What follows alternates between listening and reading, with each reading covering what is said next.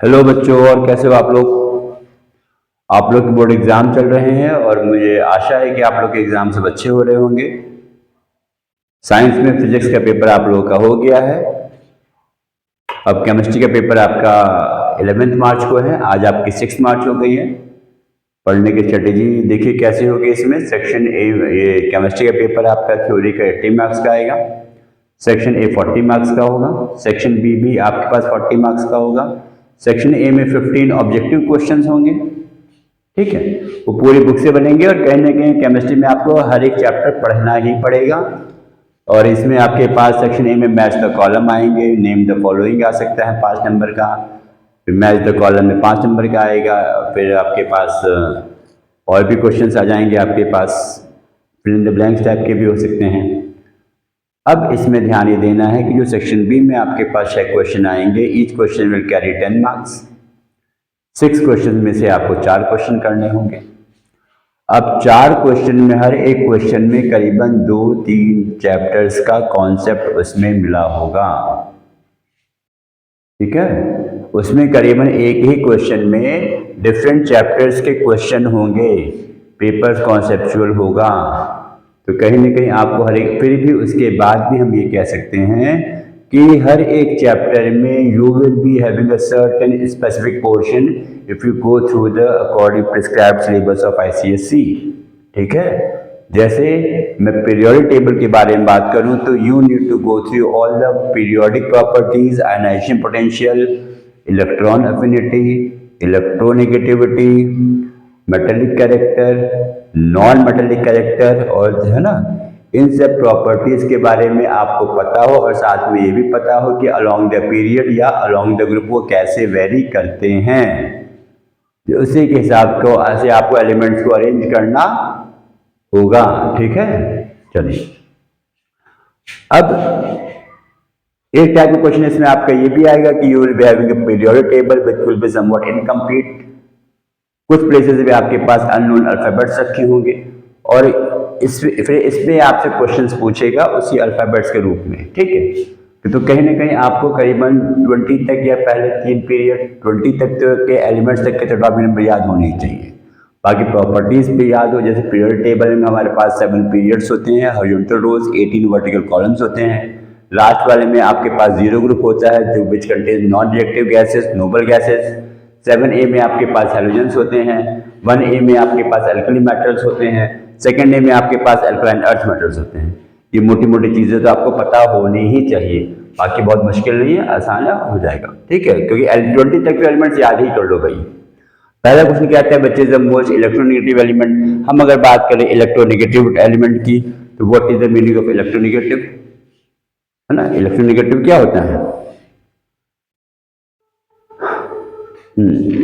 Electronegative element में आप क्या कह सकते हो, चलो, it says this is a tendency to attract the shared pair of electron towards itself when it is in combined form. Tendency of the shared to attract the shared pair of electron towards itself, जैसे आपका hydrogen oxide that is water, HCl hydrogen chloride, ammonia NH3, they are the polar covalent compound. Polar covalent compound कब बनते हैं?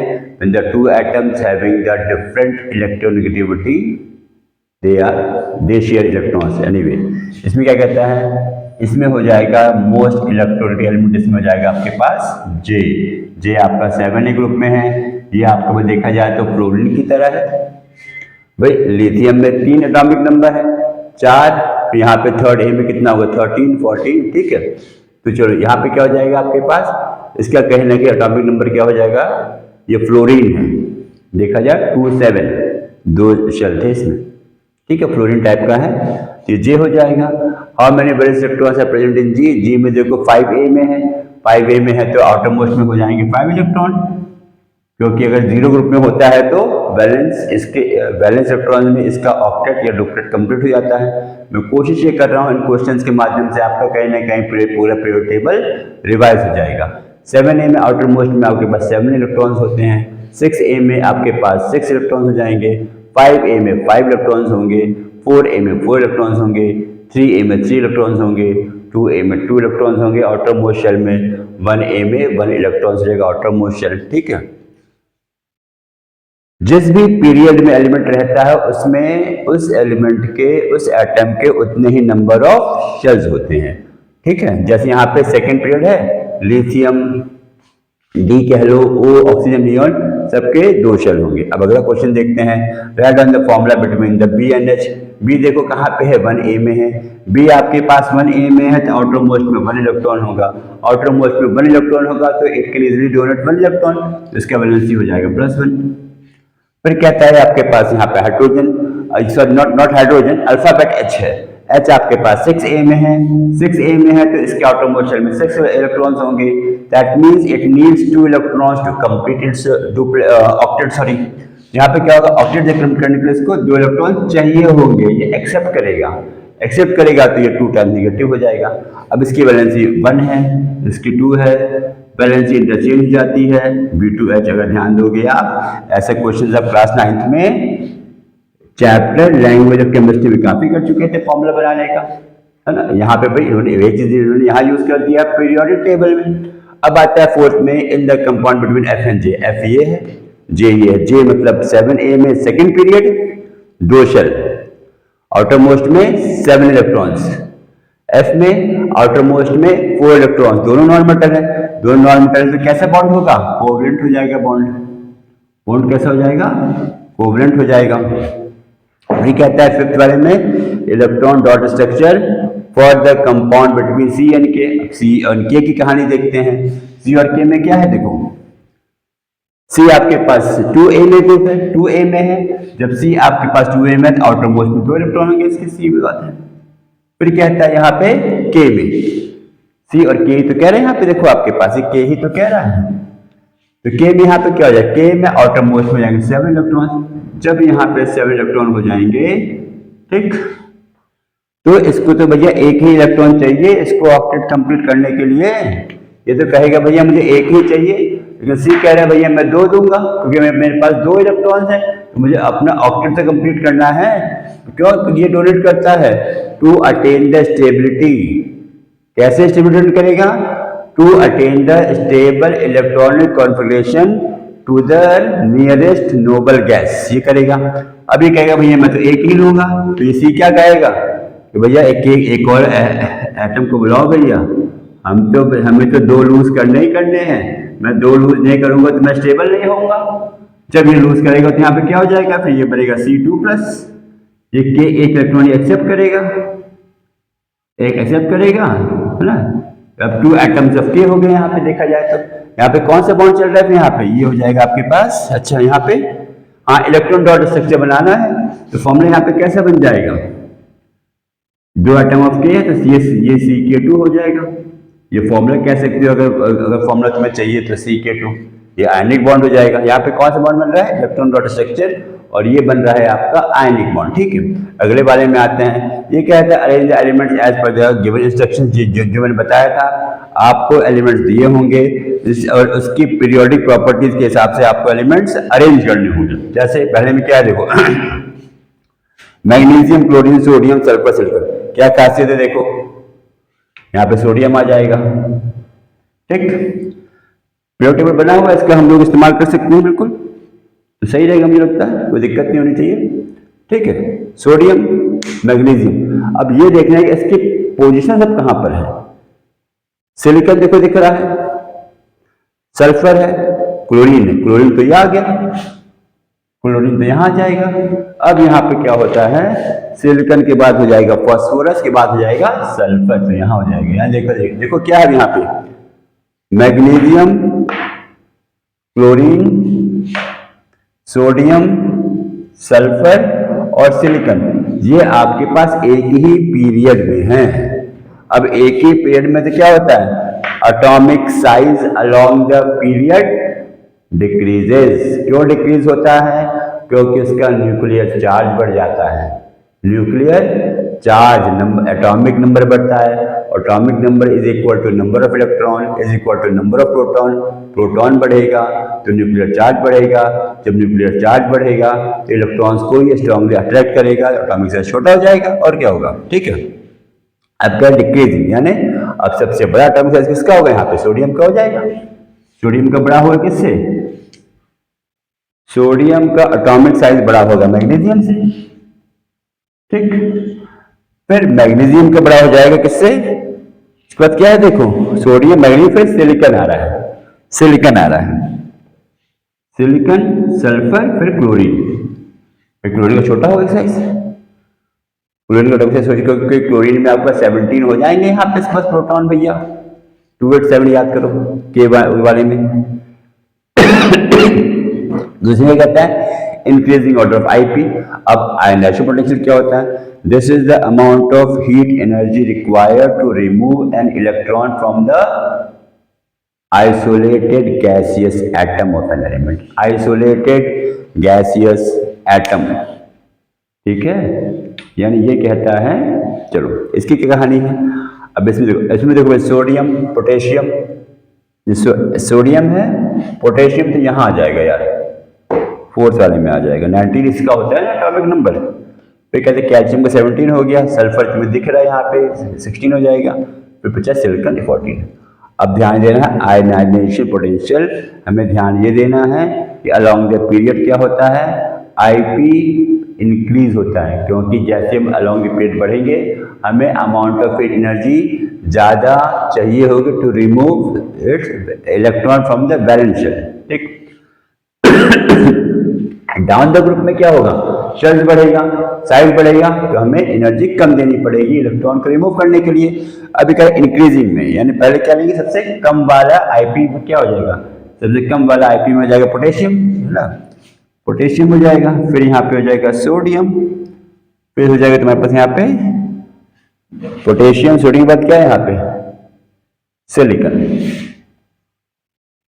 Sulphur chlorine हो जाएगा, ठीक है।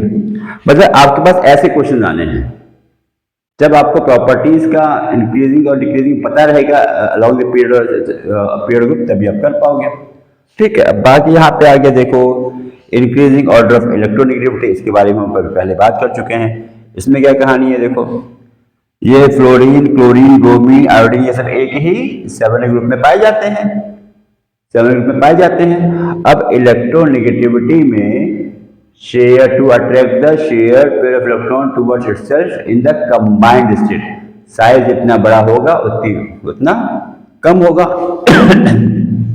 Down group क्या करता है, डिक्रीज होता है, तो सबसे कम क्या आ जाएगा, आयोडीन का है, फिर ब्रोमीन, क्लोरीन, क्लोरीन ऐसा हो जाएगा यार, फ्लोरीन का ईएन सबसे ज्यादा होगा, ठीक है। अब यहाँ पे आ जाओ, अब थर्ड क्वेश्चन में, थर्ड क्वेश्चन जो क्या है, क्वेश्चन देखो ऐसे ही बनने हैं, कहने के आपको एटॉमिक नंबर पता होना चाहिए, फिर एटॉमिक नंबर देखकर आपको ये पता हो जाना चाहिए कि वो आपके पास क्या है, उसका वो नोबल गैस है कि मेटल है कि नॉन मेटल है, on the basis of the valence electrons. इससे काफी आपको हेल्प हो जाएगी। जैसे हम कुछ में थर्ड की बात करते हैं, थर्ड में कहा गया है कि the question represents elements PQ and their atomic numbers, answer the following using alphabets given. क्या पी में तो क्या है, पी का एटॉमिक नंबर 13 है, इलेक्ट्रॉनिक नंबर 233 हो जाएगा, क्यू का 7 है, इसका इलेक्ट्रॉनिक कॉन्फिगरेशन हो जाएगा कितना 2 और 5 हो जाएगा, आर का यहाँ पे 10 है, इसका इलेक्ट्रॉनिक कॉन्फिगरेशन हो जाएगा 2 और 8। लिखा जाए तो आर का क्या हो गया, आर आपके का ऑक्टेट कंप्लीट है, ये आर तो हो गया नोबल गैस, आर तो हो गया आपके पास नोबल गैस। अब यहाँ पहला क्या है, which element combines with hydrogen forming a basic gas. Basic gas एक ही मैंने बताया था, अमोनिया, याद है, अमोनिया, नाइट्रोजन, हाइड्रोजन दे रखा है, नाइट्रोजन में क्या है, कहाँ है नाइट्रोजन, ऑक्सीजन के पहले था नाइट्रोजन यहाँ पे, बेकनॉफ है ना, boron, carbon, nitrogen, oxygen, fluorine, neon. तो जब ये ऑक्सीजन नाइट्रोजन यहाँ पे था तो यहाँ पे क्या था देखो 3 4, ठीक है, 7 था इसका ऑटोनोमस शेल में, ठीक है। नेटरी में क्या था 7 था आपके पास, तो वही आपके पास 2 और 5 होते थे, 2 और 5 होते थे, है ना। तो इसका हो जाएगा आंसर कितना Q। Which element has electron affinity 0। Electron affinity क्या थी पता है, याद है? बिल्कुल सही कह रहे हो।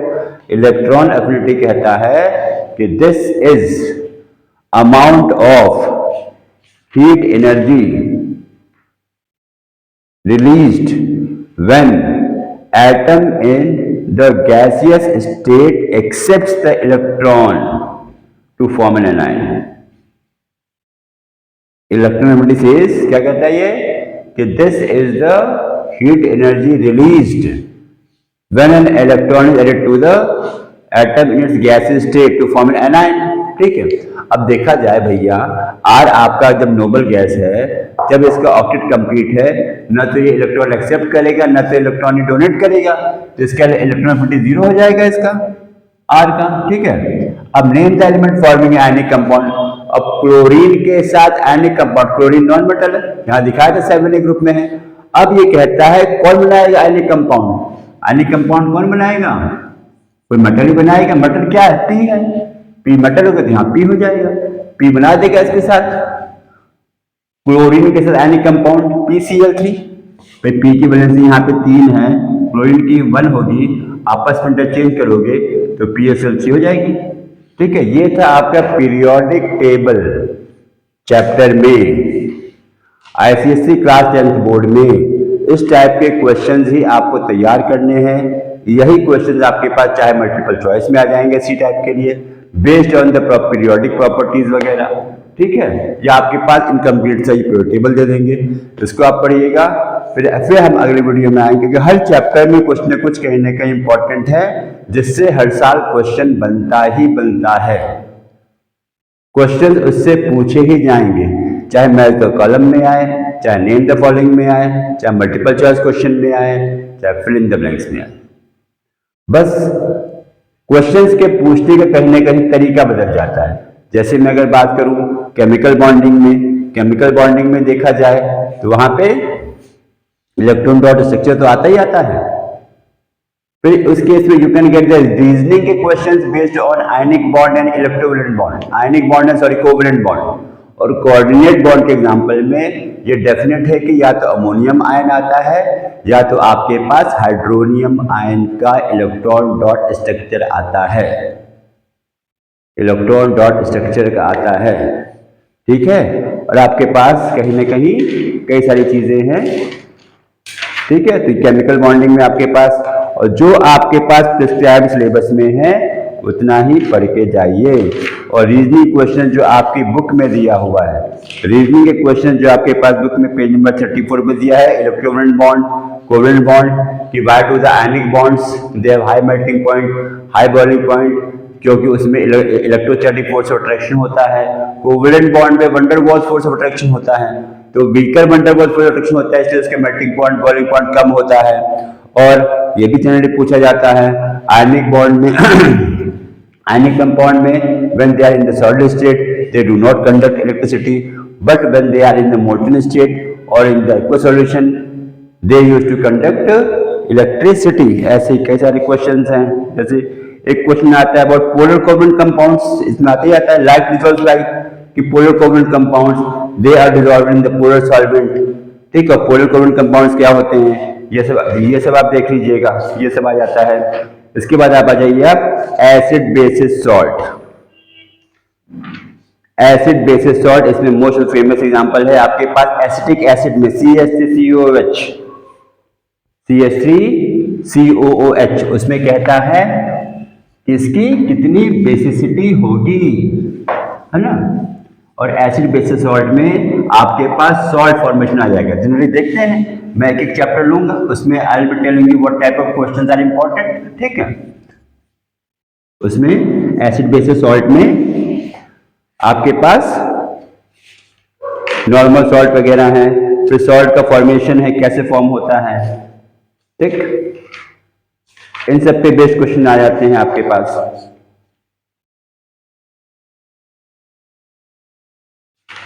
ठीक। अब इसके बाद अगर आप आते हो analytical chemistry, yes, use of ammonium sodium hydroxide most important है भैया, एक पन्ने का चैप्टर है, बस एक पेज का चैप्टर है। इसमें आयंस का फॉर्म याद करिए, ठीक है। और इसमें आपको मोस्ट इंपॉर्टेंट ये याद करने हैं कि जो भी आपके पास हाइड्रोक्साइड्स हैं, हाइड्रोक्साइड्स का पीपीटी है, कॉपर हाइड्रोक्साइड पेल ब्लू है, जिंक हाइड्रोक्साइड तुम्हारे क्या है, जिंक हाइड्रोक्साइड जिलेटिनस व्हाइट है, फिर आपके पास iron second hydroxide dirty green है, आयरन थर्ड ऑक्साइड आपका ब्राउन है ना। आपके पास हाइड्रोक्साइड्स के पीपीटी के कलर याद होने चाहिए पहली बात तो। और मोस्ट इंपॉर्टेंट थिंग इसमें आपको ये ध्यान रखना है कि जो कि जिंक का सॉल्ट है, जो कि आपके पास जिंक का सॉल्ट है और लेड का सॉल्ट है, ये दोनों आपके पास डिसॉल्व होते हैं एक्सेस NaOH में। ये याद रखना है पहली बात तो। दूसरा आपको इसमें ये याद रखना है कि जिंक का सॉल्ट और उधर कह लीजिए किसका, कॉपर का, कॉपर सल्फेट, ये सॉल्ट आपका डिसॉल्व होता है एक्सेस ऑफ NH4OH में। बहुत इंपॉर्टेंट बात बता रहा हूं मैं, क्वेश्चन इससे आता ही आता है, समझ लीजिएगा, क्वेश्चन इससे आता ही है, ठीक है। क्योंकि देखो ये क्या कह रहा है, अब गौर फरमाओ, जिंक का सॉल्ट है, एक्सेस NaOH में डिसॉल्व क्या बनाता है, सोडियम जिंकेट। लेड का सॉल्ट है, एक्सेस ऑफ सोडियम हाइड्रोक्साइड में डिसॉल्व होकर बनाता है सोडियम प्लम्बेट।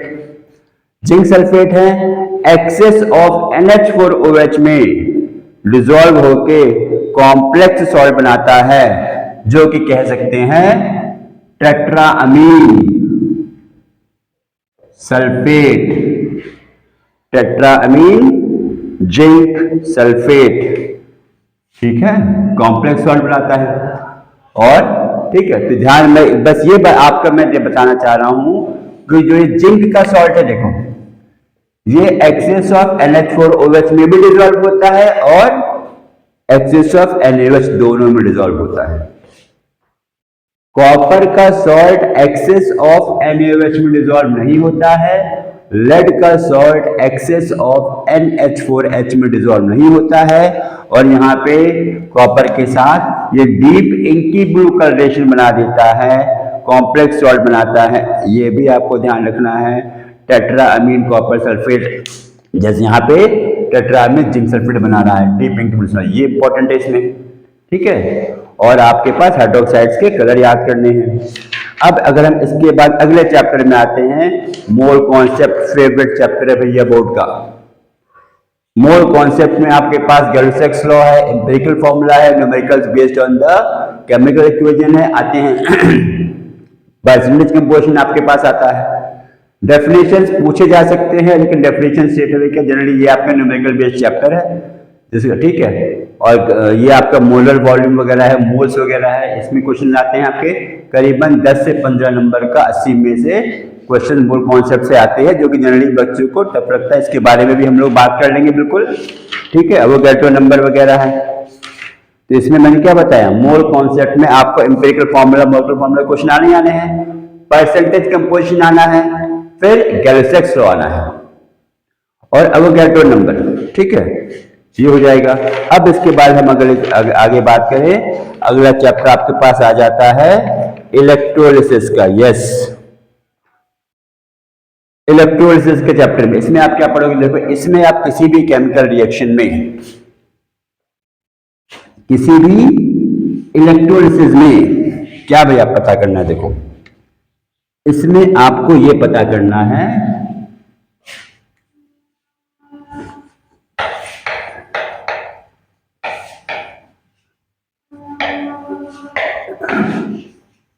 इसमें देखो in the case of electrolysis, किसी भी आपको ये पता करना है कैथोड किसका है, 5 चीज पता करनी है, 5 थिंग्स। कैथोड किसका है, एनोड कौन सा यूज हो रहा है, फिर रिएक्शन एट कैथोड,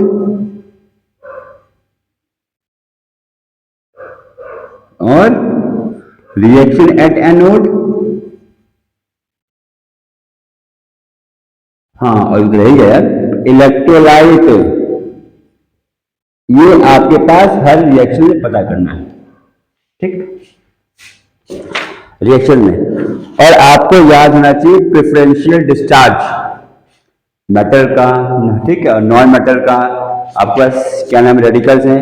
इसमें आप lead bromide, molten lead bromide, ये आता है, इंपॉर्टेंट है। मोल्टन लेड ब्रोमाइड के इलेक्ट्रोलिसिस में ये क्वेश्चन पूछ लेता है भैया कि हम लोग ग्रेफाइट का क्यों इलेक्ट्रोड यूज करते हैं, ग्रेफाइट का क्यों यूज करते हैं, व्हाई डू वी प्रिफर, ठीक है। ग्रेफाइट, जबकि ग्रेफाइट है, प्लेटिनम है, ये सब आपके पास इनर्ट इलेक्ट्रोड्स है ना, जो इनर्ट है। लेकिन क्या होता है, ग्रेफाइट जो होता है it remains unaffected by the bromine vapours, platinum affect करता है। ऐसे क्वेश्चन समझ लीजिए, वन वर्ड के है ना, ये सब चीजें आपके पास आ जाते हैं, ठीक। जो इसका क्या नाम क्रूसिबल होता है, अब इसमें भी वही है कि आपके पास यहाँ पे क्या हो जाएगा, PbR2 है, PbR2 ये आपका ब्रेकअप हो जाएगा भाई, मोल्टन है ना, ये तो मोल्टन ही, तो किस में जाएगा ये Pb2 प्लस 2PbR माइनस, ठीक है। ये पहुंच जाएगा कहाँ पे, कैथोड पे, ये पहुंच जाएगा एनोड पे, एनोड पे अब ब्रोमीन निकल जाएगा, ब्रोमीन दे देगा ये क्वेश्चन देखे ना। अब इसके बाद आता है एसिडिफाइड वाटर, एसिडिफाइड वाटर का इलेक्ट्रोलिसिस या एसिडिफाइड वाटर कैसे होता है, we used to add some drops of concentration. अब इसमें ये भी कहता है क्या होता है कि इसमें हम लोग कंसंट्रेटेड सल्फ्यूरिक एसिड ऐड करते हैं, not concentrated, I think it we used to use dilute sulphuric acid. हम इसमें HNO3 नहीं ऐड करते हैं, हम इसमें नाइट्रिक एसिड नहीं ऐड करते हैं। अब पहली बात तो ये आती है कि अब ऐड ही क्यों करते हैं एसिड, क्योंकि प्योर वाटर कैसा होता है, नॉन इलेक्ट्रोलाइट होता है, और उसमें ऐड करते हैं कंसंट्रेट डाइल्यूट H2SO4 ऐड करते हैं, और नाइट्रिक एसिड नहीं ऐड करते हैं, क्योंकि है ना, क्योंकि बिल्कुल दिमाग से बैठा लीजिए, बिल्कुल कुछ चीज बता रहा हूं मैं। अमोनिया ही एक बेसिक गैस है, नॉन और hydrochloric acid, sorry sulphuric acid is the non volatile acid, nitric acid HNO3 ये आपके पास वोलेटाइल एसिड है as compare to sulphuric acid, और ये HNO3 एक ऐसा एसिड है जो कि ऑक्सीडाइजिंग एजेंट है, ये आपको नेसेंट ऑक्सीजन दे देता है, सही है, ये चीज देख लीजिएगा। इसके बाद कॉपर सल्फेट का आता है इलेक्ट्रोलिसिस, बहुत ध्यान रखिए, कॉपर सल्फेट में भी यहाँ पे कॉन्सेप्ट आता है इनर्ट इलेक्ट्रोड का और एक्टिव इलेक्ट्रोड का आता है concept.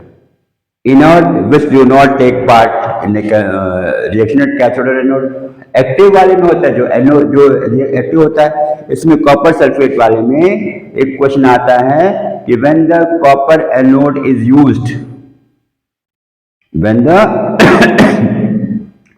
copper anode is used then blue color of the copper sulfate solution does not fade, इसको देख लीजिएगा, ठीक है। डाउट होगा तो कमेंट करिएगा, पूछिएगा जैसा होता है। इसके बाद आपके पास आता है इलेक्ट्रोप्लेटिंग और इलेक्ट्रो रिफाइनिंग। इलेक्ट्रोप्लेटिंग में जनरली पूछता है कंडीशन क्या होती है, ठीक है।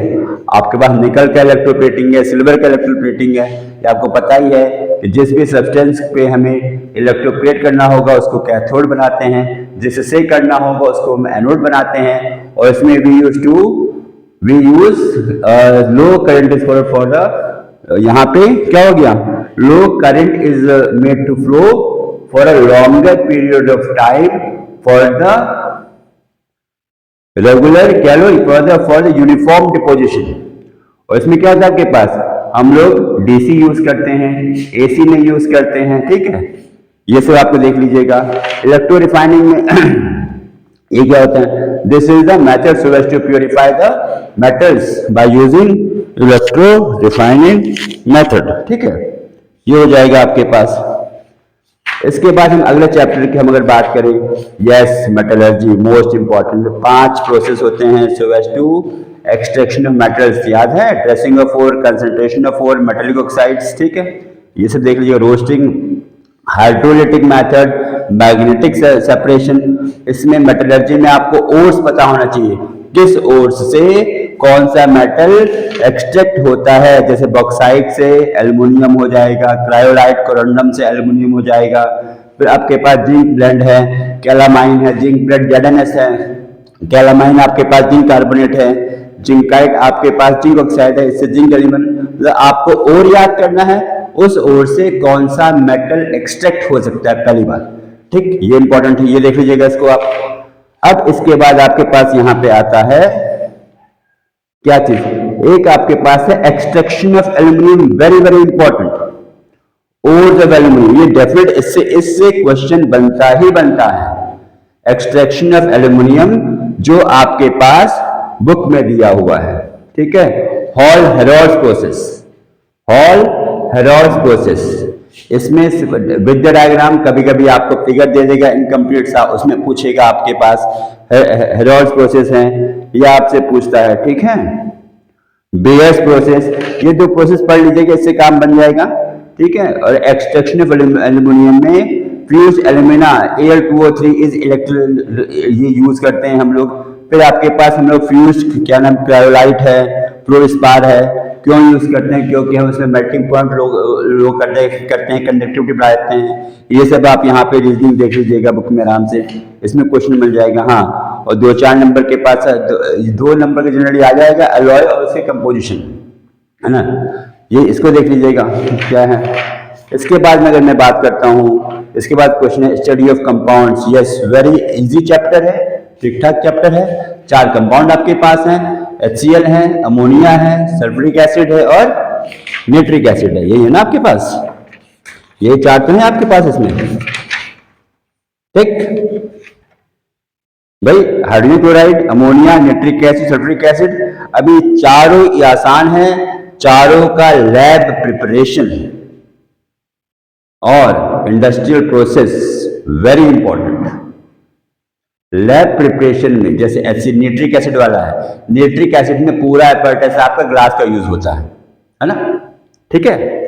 ऐसे ही हर एक लैब प्रिपरेशन में आपके पास क्या हो गया, उसकी केमिकल रिएक्शन, जैसे हाइड्रोजन क्लोराइड वाले में क्या होता है, NaCl हम लेते हैं H2SO4 के साथ, और टेम्परेचर आपके पास क्या होता है, टेम्परेचर कौन H2SO4 लेते हैं, टेम्परेचर आपका लेस देन 200 डिग्री सेल्सियस होता है ना। इसमें भी है, तो क्या बनता है, सोडियम बाइसल्फेट बनता है। टेम्परेचर ज्यादा करेंगे तो क्या होगा, सोडियम सल्फेट बन जाएगा, जो कि बहुत हार्ड होता है। फिर यहाँ पर ड्राइंग एजेंट्स कौन से यूज होते हैं, अब HCl गैस बनाना है तो ड्राइंग एजेंट हम बेसिक तो यूज करेंगे नहीं, कैल्शियम ऑक्साइड को रिजेक्ट कर जाएगा, ऐसा होगा कि नहीं होगा, तो हम क्या यूज करेंगे ड्राइंग एजेंट में, हम यूज कर लेंगे H2SO4। फिर H2SO4 क्यों यूज करते हैं, भाई सेम चीजें हैं, नॉन वोलेटाइल है, हाई इसका बॉइलिंग पॉइंट है। नाइट्रिक एसिड यूज नहीं करते हैं क्योंकि भाई ये वोलेटाइल है, और जब ये वोलेटाइल हो जाएगा, नाइट्रिक एसिड वोलेटाइल है, तो वो HCl के साथ वोलेटाइल हो सकता है, साथ में वो निकल सकता है ना। और इसके बहुत इंपॉर्टेंट है HCl और अमोनिया में फाउंडेशन एक्सपेरिमेंट, है ना। कौन सा एक्सपेरिमेंट है यार, फाउंटेन एक्सपेरिमेंट। HCl का अमोनिया का डेफिनेटली जनरली आ ही जाता है, ये आ ही जाता है आपके पास, ठीक है, ये आपके पास क्या होता है, ये आ ही जाता है। अब इसमें बहुत अच्छा सा क्वेश्चन पूछा गया है, जैसे अमोनिया और HCl वाले में होता है कि name the 2 gases which combine to give you white solid. जैसे अमोनिया बेसिक गैस, HCl दोनों गैस है, कंबाइन होकर बनाते हैं अमोनियम क्लोराइड, जो कि सब्लिमेबल सब्सटेंस है। या इसको ऐसे ही पूछ सकते हैं कि name the compound which leaves no residue on heating. Ammonium chloride, इसको हीट करेंगे NaCl, NH3 और HCl। इसको तीसरे तरीके से भी पूछ सकते हैं कि क्या कहना है, अमोनिया बेसिक गैस है तो name the compound formed by reaction of basic gas and acidic gas. Question देखिए वही रहेगा, पूछने का तरीका बदल जाता है और कहने के पैटर्न बेटा सेट है। ये भी है HCl गैस आपका it fumes in a moist air, क्योंकि ये पता है हाइड्रोजन HCl गैस भी है, अमोनिया भी है, both are highly soluble in water, both are highly soluble in water, क्यों, ठीक है। क्योंकि क्या होता है HCl में भैया करीबन 452 volume is dissolve into the 1 volume of water, और उसमें करीबन 700 कुछ वॉल्यूम होते हैं, करीबन 700 वॉल्यूम अमोनिया गैस के 1 वॉल्यूम ऑफ वाटर में डिसॉल्व हो जाते हैं। ठीक है, इनका अपना क्या टेस्ट वगैरह ये सब देख लीजिएगा। हाँ, बैक सेक्शन तो जनरली नहीं आता, लेकिन ठीक है। हाँ, एक्वा रीजिया इंपॉर्टेंट है, देखो HCl में एक्वा रीजिया इंपॉर्टेंट है, और ठीक है, रिएक्शन वगैरह देख लेना इसमें आपके पास। फिर वही चीजें हैं, बता दिया मैंने कि हर एक कंपाउंड में आपको लैब प्रिपरेशन देखना है, रीजनिंग देखनी है, और आपके पास कह लीजिए कि लेबोरेटरी मेथड है प्रिपरेशन ऑफ अमोनिया का विद यूजिंग मेटेलिक नाइट्राइड्स।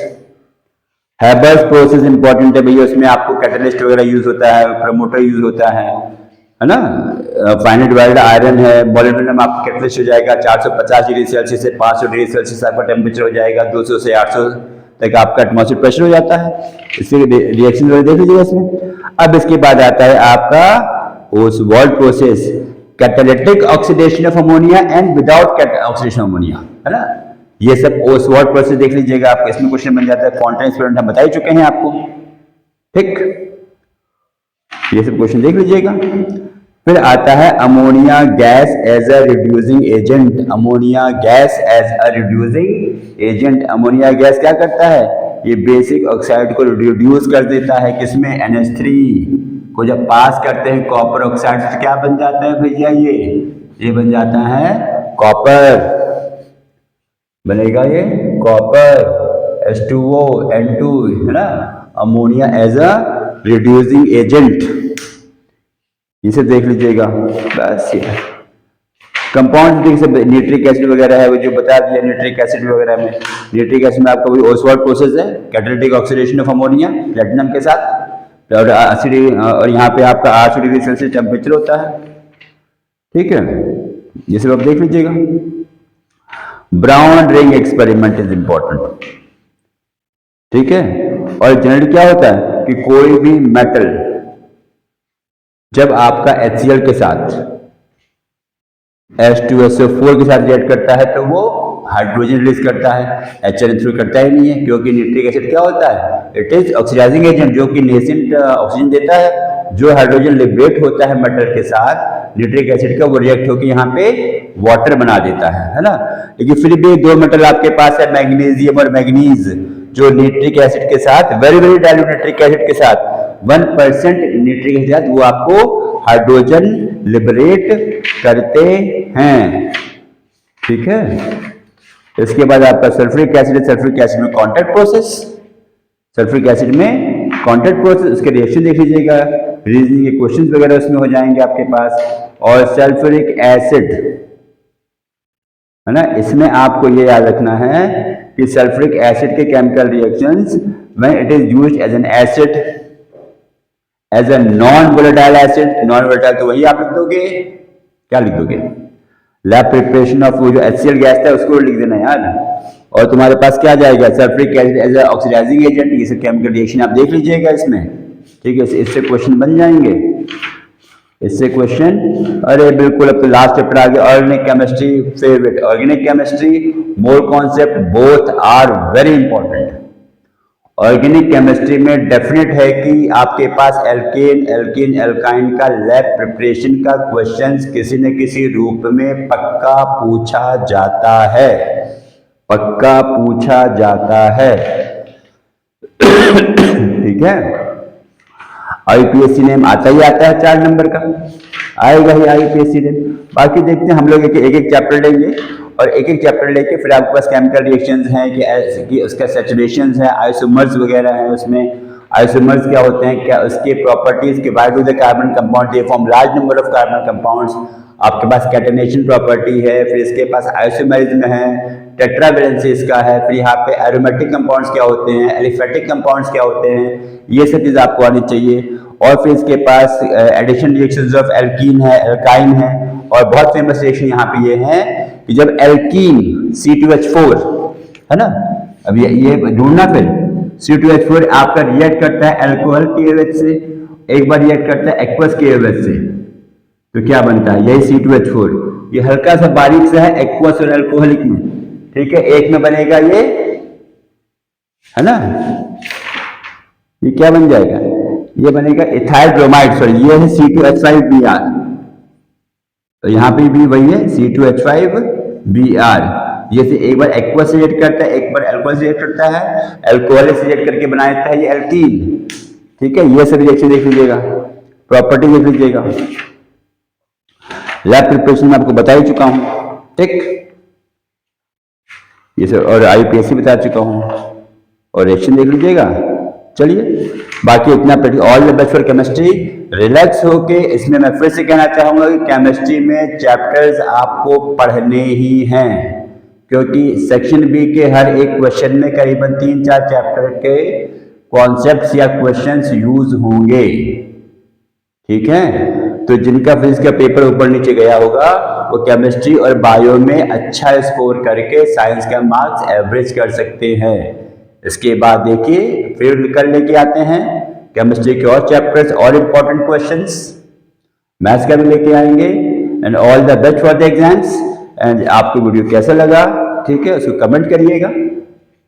चलिए, धन्यवाद। Next we will again meet in the next video.